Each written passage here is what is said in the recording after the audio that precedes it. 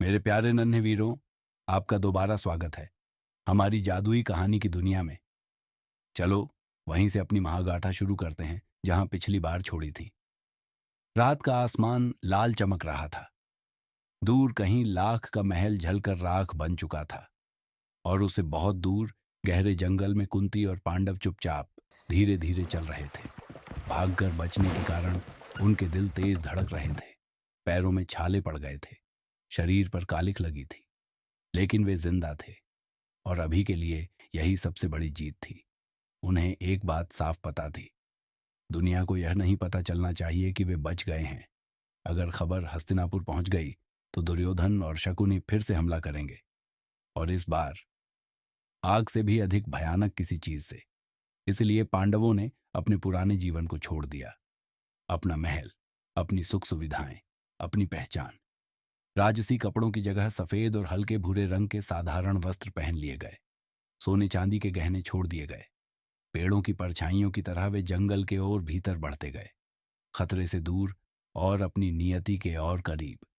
जंगल विशाल था और जंगली, कांटेदार झाड़ियां उनके पैरों को चुभती।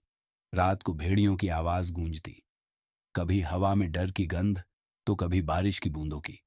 लेकिन पांडव चलते रहे, भीम मां कुंती को अपने कंधों पर उठाए हुए एक जीवित पर्वत की तरह चलते जाते।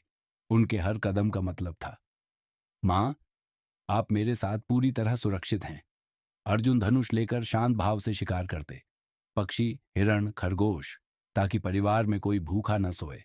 युधिष्ठिर बुद्धि से मार्गदर्शन देते, भाइयों, क्रोध थका देता है लेकिन धैर्य हमें आगे बढ़ाता है। नकुल और सहदेव हालांकि छोटे थे, फल इकट्ठा करते, औषधियां ढूंढते और रात में आग जलाए रखते। दिन गर्म थे, रातें ठंडी, खाना कम था, लेकिन प्यार भरपूर था। जंगल की कठिनाइयों ने पांडवों को लोहे की तरह जोड़ दिया, मजबूत, अटूट। दुश्मनों की पहचान से बचने के लिए पांडवों ने ब्राह्मणों का वेश धारण किया। वे नंगे पांव गांवों में जाते, भिक्षा लेते, सम्मान से सिर झुकाते, कम बोलते। गांव वाले सोचते, ये तो बस भूखे प्यासे साधु हैं। किसी ने कल्पना भी नहीं की कि ये विनम्र, शांत पांच युवक महान कुरुवंश के राजकुमार थे। फटे कपड़ों में भी उनका राजसी आचरण चमकता था। एक रात जब वे ऊंचे पेड़ों के नीचे आराम कर रहे थे, एक नया खतरा उनके करीब आ रहा था। एक राक्षस हिडिंब इंसान की गंध पाकर भूख से पागल हो उठा। वह अपनी बहन हिडिंबी से गरजा, जाओ उन्हें मेरे पास ले आओ, आज मैं दावत करूंगा। हिडिंबी आज्ञाकारी थी, लेकिन जब उसने भीम को देखा, लंबा, शक्तिशाली, निडर, तो उसके मन में भूख नहीं, प्रेम जग गया।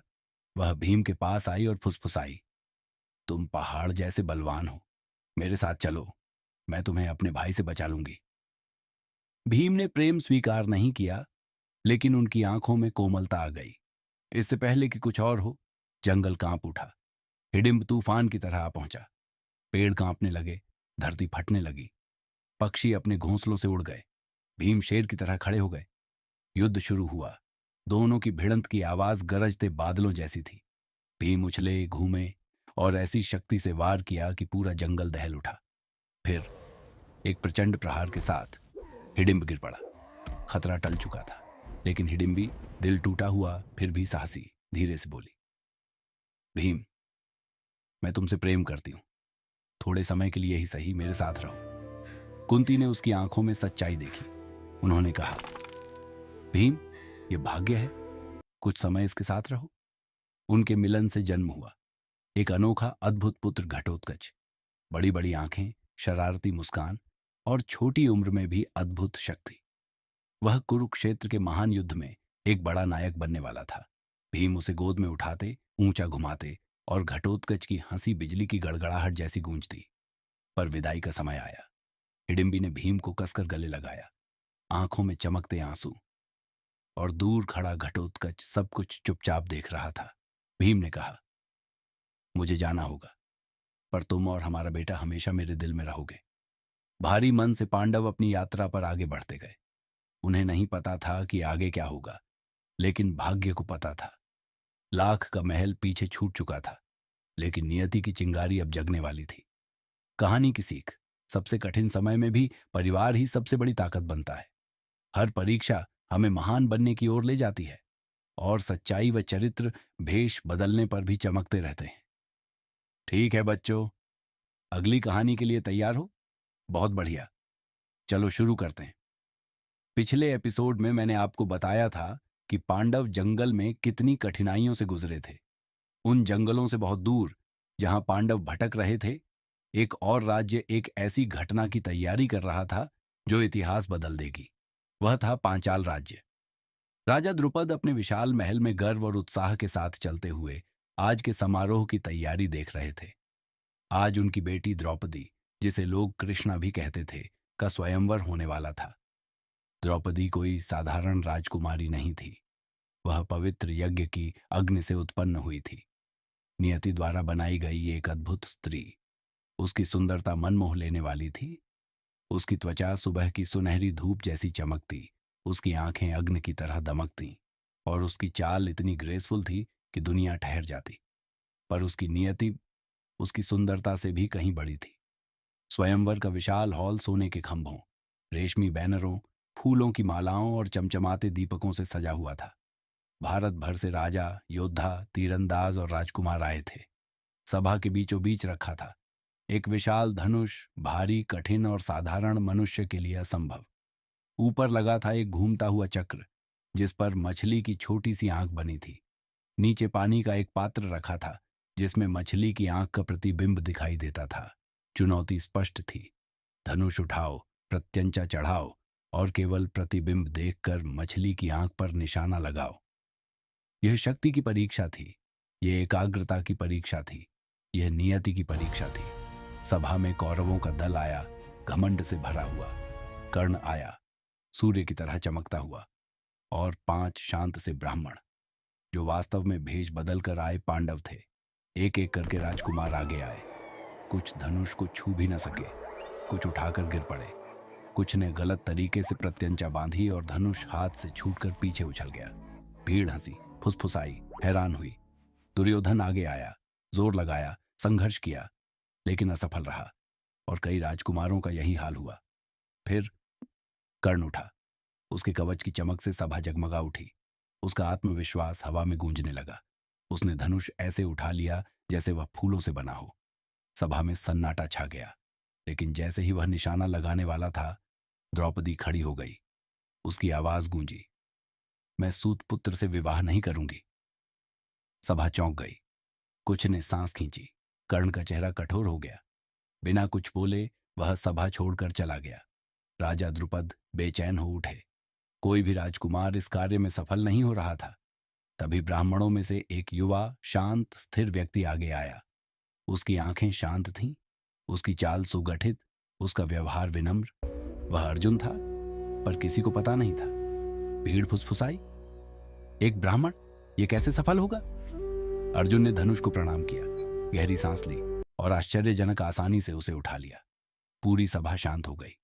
उसने प्रत्यंचा चढ़ाई, पानी के पात्र के सामने खड़ा हुआ। उसने मछली को नहीं देखा, केवल उसका प्रतिबिंब देखा। उसका मन स्थिर हुआ, उसकी आंखें केंद्रित हो गईं।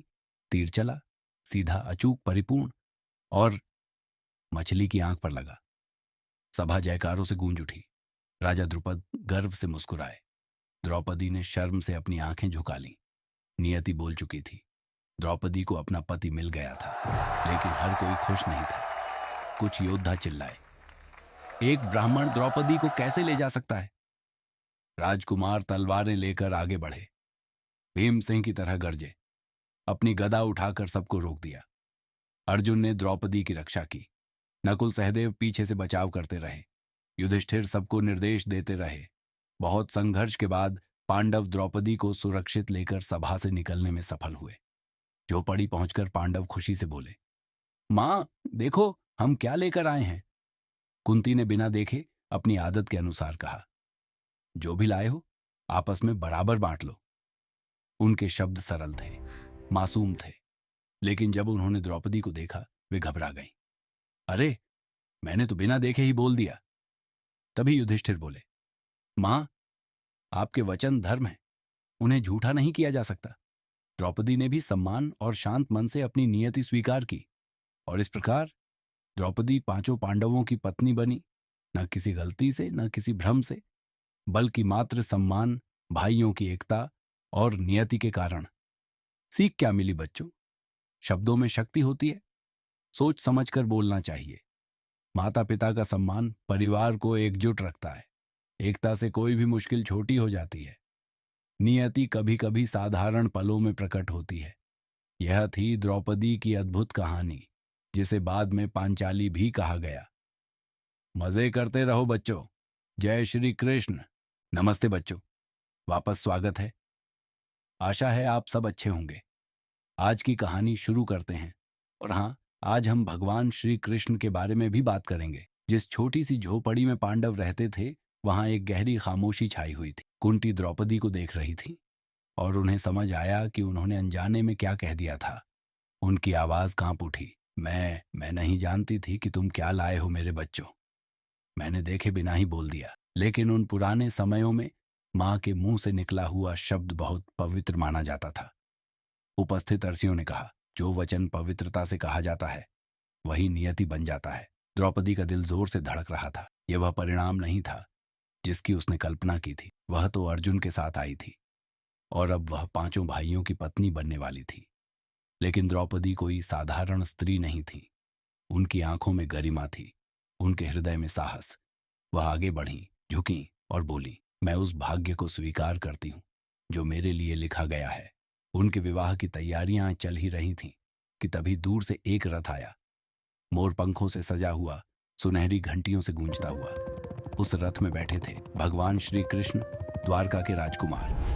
जैसे ही वे उतरे, ऐसा लगा दुनिया थोड़ी और उजली हो गई। उनकी मुस्कान में गर्माहट थी, उनकी आंखों में ज्ञान था और उनकी आभा में दिव्यता थी। उन्होंने पांडवों को प्रेम से गले लगाया। उन्होंने द्रौपदी को आशीर्वाद दिया, तुम्हारा जीवन शक्ति, भक्ति और उद्देश्य से भरा रहे। उन्होंने कोमल स्वर में कहा। उस क्षण पांडवों को मिला सिर्फ एक मित्र नहीं, सिर्फ एक मार्गदर्शक नहीं, बल्कि एक दिव्य रक्षक जिसे स्वयं नियति ने उनके लिए चुना था। इधर हस्तिनापुर में खबर पहुंची, पांडव जिंदा हैं। उनका द्रौपदी से विवाह हो चुका है। वे पहले से अधिक समर्थ होकर लौटे हैं। दुर्योधन का क्रोध महल को हिला देने वाला था। क्या वे बच गए और अब महान राजा उनका साथ दे रहे हैं? उसकी जलन आग की तरह भड़क उठी। शकुनी ने फुसफुसाकर कहा, यह हमारे लिए बेहद खतरनाक है। लेकिन भीष्म और विदुर दृढ़ता से धृतराष्ट्र के सामने खड़े हुए। पांडवों का राज्य पर अधिकार है। यदि आपने उन्हें उनका हिस्सा नहीं दिया तो विनाश निश्चित है। धृतराष्ट्र, जो आंखों से अंधे थे और मन से व्याकुल, जानते थे वे सही कह रहे हैं। युद्ध रोकने के लिए धृतराष्ट्र ने घोषणा की, राज्य को विभाजित किया जाए। कौरवों को हस्तिनापुर मिला और पांडवों को दी गई भूमि खांडव प्रस्थ, एक बंजर, सूखी, निर्जन जगह, कांटों से भरी झाड़ियां, जंगली जानवरों से घिरा और जहरीले सांपों से भरा हुआ। न खेत, न महल, न कोई आश्रय। विदुर ने पांडवों को निर्णय की सूचना दी। भीम नाराज थे, अर्जुन निराश हो गए थे। लेकिन युधिष्ठिर ने शांत स्वर में अपने भाइयों को समझाया और जैसे ही पांडवों ने खांडव प्रस्थ में कदम रखा, उन्हें तुरंत समझ आ गया कि उनकी परीक्षा कितनी कठिन होने वाली है। धरती फटी हुई और सूखी थी, जैसे लंबे समय तक धूप में रखा कोई पुराना मिट्टी का घड़ा। हवा में खुशबू नहीं, केवल धूल उड़ रही थी। जहां भी नजर जाती कांटों की झाड़ियां थीं, अंतहीन, जिद्दी और चुभने वाली। ऊंचे ऊंचे टेढ़े मेढ़े पेड़ खड़े थे, बिना पत्तों के, मानो उनके सूखे हाथ अंधेरे में फैल गए हों। युधिष्ठिर ने धीरे से कहा, भाइयों, महानता इस बात में नहीं कि हमें क्या मिलता है, महानता इस बात में है कि हम क्या बनाते हैं। कृष्ण मुस्कुराए और बोले, धरती उतनी ही बंजर होती है जितना उसे देखने वाले का मन बंजर हो। जहां कुछ लोग वीरान देखते हैं, वहीं कुछ लोग संभावनाएं देखते हैं। और बस उसी पल सब कुछ बदल गया। पांडव काम में जुट गए। पास के गांवों से कारीगर आने लगे। बढ़ई, कुम्हार, राजमिस्त्री, माली, सभी पांडवों की हिम्मत से प्रेरित होकर औजारों की आवाज हवा में गूंजने लगी। हथौड़ों की ठक ठक ढोल जैसी लग रही थी। लकड़ी की गाड़ियों में पत्थर, ईंट और लकड़ी लाई जा रही थी। भीम ने अपने नंगे हाथों से विशाल पेड़ों को उखाड़ फेंका। अर्जुन ने तीरों से रास्ते साफ किए, झाड़ियों को जलाकर भूमि को तैयार किया और पानी के बहाव को सही दिशा दी। नकुल ने डरे हुए जानवरों को शांत किया और सुरक्षित स्थानों पर पहुंचाया। सहदेव किसानों के साथ मिलकर मिट्टी को उपजाऊ बनाने लगे। कृष्ण उनके बीच चलते रहे, कभी ज्ञान देते, कभी हंसी बांटते और कभी थक चुके लोगों में नई ऊर्जा भर देते। सप्ताह बीत गए, महीने बीत गए। बंजर भूमि फिर से जीवित होने लगी। छोटी छोटी नदियां बनी, फिर तालाब, फिर हरे भरे बागान। जहां कभी धूल थी, अब हरे पत्ते उगाए। रंग बिरंगे फूल खिलने लगे, फलदार पेड़ हवा में लहराने लगे। और फिर महलों का निर्माण शुरू हुआ। संगमरमर के चमचमाते फर्श, सोने के ऊंचे स्तंभ, धूप में चमकते फव्वारे, सब मिलकर एक अद्भुत दृश्य बना रहे थे। कुंती यह परिवर्तन देखकर बहुत प्रसन्न हुई। उन्होंने नकुल और सहदेव के साथ मिलकर पौधे और फूल लगाए। लोग आश्चर्य से बोले, यह कैसा जादू है? रेगिस्तान स्वर्ग कैसे बन गया? पांडवों ने श्री कृष्ण के मार्गदर्शन में अथक परिश्रम से यह संभव किया था। वे गर्व से अपनी नई नगरी को देखते रहे। सभी ने श्री कृष्ण को धन्यवाद दिया। उन्होंने मुस्कुराकर उन्हें आशीर्वाद दिया। द्रौपदी की खुशी का ठिकाना नहीं था। अंत में खांडवप्रस्थ अब बंजर भूमि नहीं रहा, वह बन चुका था इंद्रप्रस्थ, पृथ्वी पर देवताओं जैसा नगर। एक ऐसा शहर जो इतना सुंदर, इतना उज्जवल और इतना जीवंत था कि देवता भी ऊपर से देखकर मुस्कुरा उठे। तो बच्चों, आज की कहानी से हम क्या सीखते हैं? जब साहस, एकता और बुद्धि साथ हो तो सबसे बंजर भूमि भी फूलों से भर सकती। महानता कभी दी नहीं जाती, महानता मेहनत और आशा से बनाई जाती है। मेहनत करते रहो, सपने देखते रहो और हंसते रहो। जय श्री कृष्ण। स्वागत है मेरे नन्हे वीरों। आज की कहानी विजय, अभिमान, जादू और एक छोटी सी चिंगारी की है, जो आगे चलकर महाभारत के इतिहास को बदल देगी। आराम से बैठ जाओ, क्योंकि आज की यात्रा तुम्हें चमकते इंद्रप्रस्थ के सिंहासन से लेकर दुर्योधन के मन में उठती जलन की आग तक ले जाएगी। इंद्रप्रस्थ अब एक चमकते हुए रत्न की तरह पूरे भारत में प्रसिद्ध था। सड़कों पर संगीत गूंजता था, बाजारों में उत्साह था और लोग गर्व से कहते, युधिष्ठिर से बड़ा और न्यायप्रिय राजा कोई नहीं। लेकिन युधिष्ठिर, जो शांत, सच्चे और धर्मप्रिय थे, उनके मन में एक स्वप्न था। शक्ति का नहीं, धन का नहीं, बल्कि धर्म का। वे राजसूय यज्ञ करना चाहते थे, वह महान अनुष्ठान जिसे केवल सम्राट ही कर सकता था। उसी समय श्री कृष्ण इंद्रप्रस्थ आए। उनकी उपस्थिति से महल में दिव्यता और उजाला भर गया। युधिष्ठिर ने प्रणाम करते हुए कहा, कृष्ण, मैं राजसूय करना चाहता हूं। मैं भारत को शांति और धर्म से एक करना चाहता हूं। कृष्ण मुस्कुराए, युधिष्ठिर, तुम्हारा हृदय निर्मल है। राजसूय तुम्हें केवल वैभव ही नहीं देगा, बल्कि धर्म की शक्ति देगा, अपनी प्रजा की रक्षा करने की शक्ति। युधिष्ठिर प्रेरित हुए और तैयारियां शुरू हो गईं। राजसूय करने से पहले सारे राजाओं को युधिष्ठिर को सम्राट स्वीकार करना था। इसलिए पांडव चारों दिशाओं में निकल पड़े। भीम पूर्व दिशा में गए। अपनी अपार शक्ति से उन्होंने कई राजाओं को युद्ध और मल्लयुद्ध में हराया।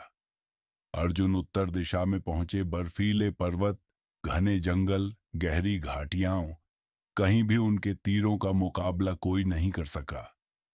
नकुल पश्चिम में गए, जहां उन्होंने राजाओं को संवाद और तलवार कौशल से प्रभावित किया। सहदेव दक्षिण पहुंचे, जहां उनके ज्ञान और बुद्धिमत्ता से राजा प्रसन्न होकर युधिष्ठिर का साथ देने लगे। जल्द ही सोना, चांदी, रत्न, हाथी, घोड़े और अनमोल उपहार इंद्रप्रस्थ पहुंचने लगे। सारे भारत ने स्वीकार कर लिया, युधिष्ठिर सम्राट बनने योग्य हैं। इंद्रप्रस्थ उस दिन स्वर्ग जैसा लग रहा था। भारत भर से राजा, अवर्षि, योद्धा और महान अतिथि आए। कौरव भी आए। दुर्योधन, शकुनी, कर्ण और उनके साथ भीष्म, द्रोणाचार्य और धृतराष्ट्र भी उपस्थित हुए। महान मंडप फूलों से सजे थे, अग्निकुंड प्रज्वलित थे, ढोल नगाड़ों की ध्वनि गूंज रही थी। एक ही प्रश्न था, सबसे पहला सम्मान, अग्र्य पूजा किसे मिलेगी? भीष्म खड़े हुए।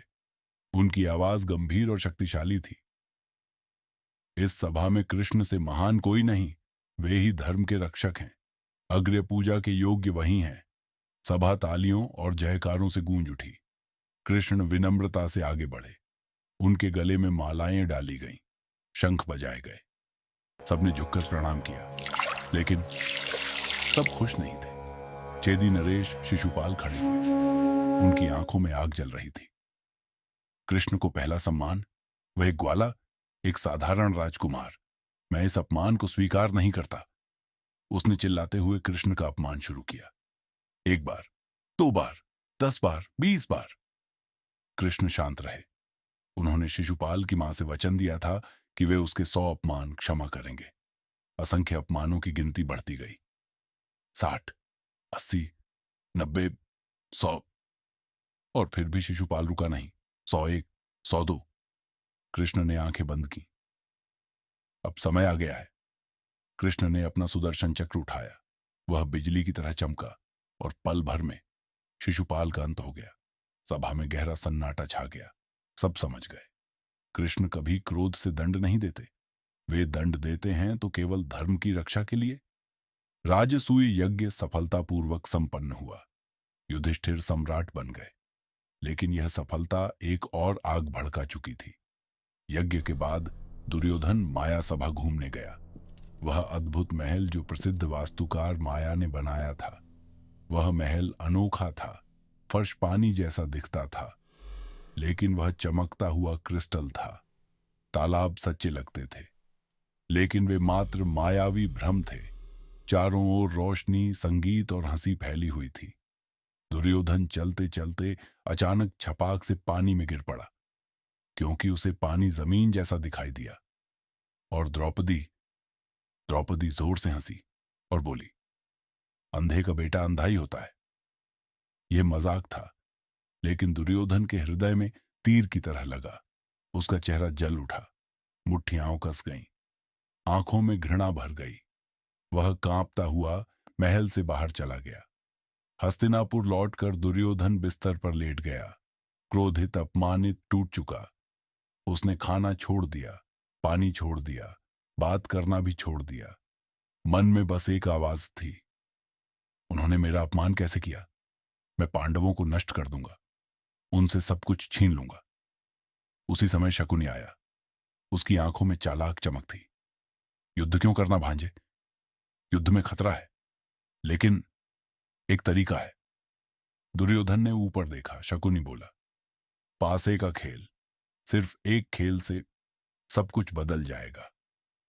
और उसी क्षण एक ऐसा खेल जन्मा जो परिवारों को तोड़ देगा, राज्यों को बांट देगा और इतिहास में सबसे भयंकर युद्ध लाएगा। कहानी की सीख, अभिमान और जलन सबसे बलवान को भी अंधा कर देती है। सच्ची महानता विनम्रता, पवित्रता और अपने अहंकार पर नियंत्रण में होती है। अगली कहानी में मिलेंगे। तब तक जय श्री कृष्ण। स्वागत है मेरे नन्हे वीरों। आज हम महाभारत के सबसे महत्वपूर्ण और भावुक अध्यायों में से एक तक पहुंच गए हैं। एक ऐसी कहानी जो हमें सिखाती है कि जब जलन बहुत बढ़ जाती है तो क्या होता है, और अंधेरे समय में भी साहस और गरिमा कैसे चमकती है। राजसूय यज्ञ के बाद दुर्योधन के भीतर कुछ खतरनाक पनपने लगा। कोई बाहरी आग नहीं, बल्कि उसके दिल के भीतर जलती आग। वह बार बार याद करता रहा। द्रौपदी की हंसी, लोगों द्वारा युधिष्ठिर की प्रशंसा, हर एक विचार उसके क्रोध को और भड़काता जा रहा था। उसने अपने मामा शकुनी से कहा, जब तक पांडवों के पास सब कुछ है, मैं चैन से नहीं जी सकता। उनका महल, उनकी महिमा, उनकी शक्ति, मुझे सब कुछ चाहिए। शकुनी ने धीरे धीरे एक चालाक मुस्कान दी। मेरे प्यारे भांजे, उन्हें हराने के लिए युद्ध की जरूरत नहीं, हमें बस चाहिए एक खेल। दोनों ने मिलकर षड्यंत्र रचा और राजा धृतराष्ट्र को यह समझाया कि युधिष्ठिर को उनकी सफलता के उपलक्ष्य में हस्तिनापुर बुलाया जाए और पासों का खेल खेला जाए। राजा ने विदुर को बुलाया और उन्हें दूत बनाकर भेजा। यह सुनकर विदुर चिंतित हो गए। उन्होंने भीष्म से मिलने की कोशिश की, लेकिन राजा की आज्ञा होने के कारण उन्हें जाना ही पड़ा। विदुर युधिष्ठिर से मिले और उन्हें हस्तिनापुर आने का निमंत्रण दिया। युधिष्ठिर ने शांत स्वर में कहा, यदि निमंत्रण परिवार की ओर से है तो मुझे स्वीकार करना ही होगा। उन्हें जरा भी आभास नहीं था कि यही उनके जीवन की सबसे बड़ी परीक्षा का द्वार है। सभा सजी हुई थी। शकुनी पासों के साथ बैठा था।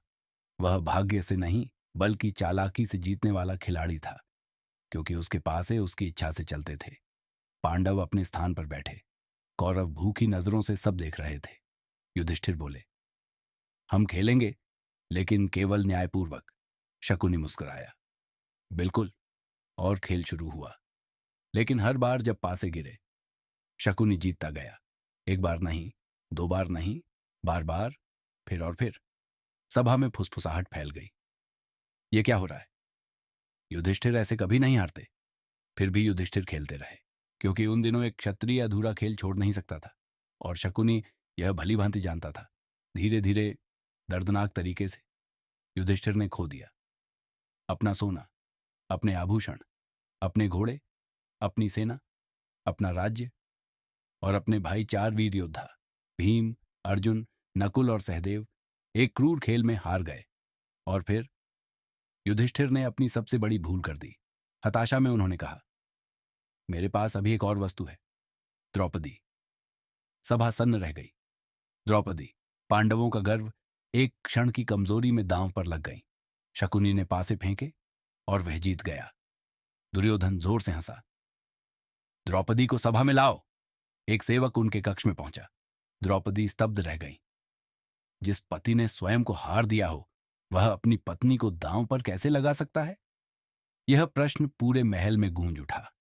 बड़े बड़े ज्ञानी भी मौन हो गए। द्रौपदी ने आने से इनकार कर दिया, लेकिन दुर्योधन ने फिर आदेश दिया, उसे यहां लाओ, जरूरत पड़े तो बलपूर्वक। यह क्षण महाभारत के सबसे पीड़ादायक दृश्यों में से एक बना, लेकिन हम इसे सम्मान और मर्यादा के साथ बताएंगे। द्रौपदी को सभा में लाया गया, कांपती हुई, लेकिन गर्व से भरी। उनकी आंखों में साहस चमक रहा था। खतरे में भी वे अडिग रहीं। उन्होंने बड़ों से पूछा, यदि युधिष्ठिर पहले स्वयं को हार चुके थे, तो वे मुझे बाद में दांव पर कैसे लगा सकते थे? कोई उत्तर नहीं दे सका। सभा में गहरा सन्नाटा छा गया। जब द्रौपदी का अपमान हुआ, जब उनकी गरिमा पर आघात हुआ, तो पूरा ब्रह्मांड कांप उठा। उन्होंने कृष्ण को पुकारा, हे गोविंद, मेरी रक्षा कीजिए। द्वारका में बैठे श्री कृष्ण ने उनकी पुकार सुन ली। अपनी दिव्य शक्ति से उन्होंने द्रौपदी की मर्यादा की रक्षा की। अंतहीन वस्त्र प्रकट होकर हर अपमान को रोकने लगे। यह क्षण हमें सिखाता है, जो सत्य के साथ खड़ा होता है, जो धर्म और पवित्र हृदय रखता है, ईश्वर स्वयं उसके साथ खड़े होते हैं। भीम गरज उठे, आज मैं प्रतिज्ञा करता हूं, जब तक मैं दुर्योधन और दुशासन का वध नहीं करूंगा, मैं अपने बड़ों को मुख नहीं दिखाऊंगा। इस भयानक घटना के बाद बड़ों को भी समझ आ गया कि भारी अन्याय हुआ है। एक नया निर्णय लिया गया। पांडवों को 13 वर्षों का वनवास दिया गया। 12 वर्ष जंगल में, 1 वर्ष अज्ञातवास में। यदि अंतिम वर्ष में उनकी पहचान खुल गई, तो पूरे 13 वर्ष फिर से शुरू होंगे। यह सबसे कठोर दंड था। इंद्रप्रस्थ की प्रजा रो पड़ी, लेकिन पांडव नहीं टूटे। और इस प्रकार पांचों भाई और द्रौपदी अपना महल, अपना राज्य, अपने सुख सुविधाएं छोड़कर निकल पड़े। पेड़ उनके नए दीवार बन गए, आकाश उनकी छत बन गया, और उनकी एकता उनकी सबसे बड़ी शक्ति बन गई। यह वनवास उन्हें सिखाएगा धैर्य, शक्ति, बुद्धि और क्षमा, और यही उन्हें तैयार करेगा दुनिया के सबसे महान युद्ध के लिए। तो मेरे प्यारे बच्चों, आज हमने क्या सीखा? जलन सबसे शक्तिशाली को भी नष्ट कर देती है। क्रोध में लिए गए गलत निर्णय जीवन बिगाड़ सकते हैं। सत्य और मर्यादा अंत में जीतती ही हैं। अंधकार में भी साहस और एकता रास्ता दिखाते हैं। याद रखना, पांडव इसीलिए नायक नहीं बने क्योंकि वे कभी गिरे नहीं, बल्कि इसलिए बने क्योंकि वे हर बार उठ खड़े हुए। फिर मिलेंगे अगली कहानी में। तब तक जय श्री कृष्ण।